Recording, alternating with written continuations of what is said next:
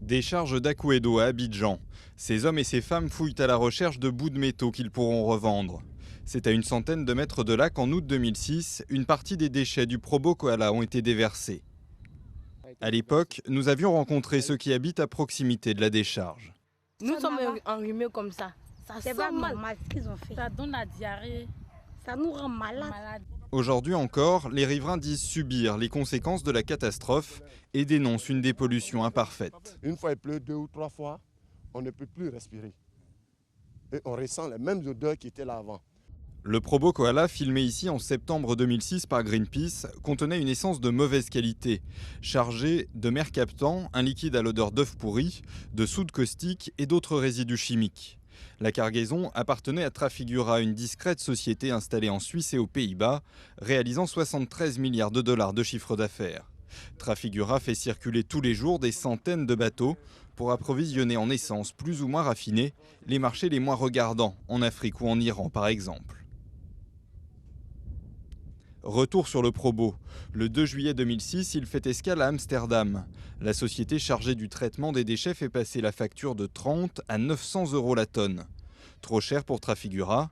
Le Probo repart direction l'Afrique, où il décharge de l'essence à Lomé puis à Lagos, avant d'arriver à Abidjan.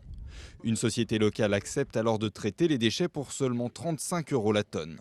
Selon Eric de Turckheim, cofondateur de Trafigura, impossible alors pour sa société de savoir ce que deviennent les déchets. On transmet effectivement un déchet du monde maritime au monde terrestre, mais une fois que vous rentrez dans ce monde terrestre, ça devient en dehors de la responsabilité des acteurs que nous sommes. Et même si nous voulions aller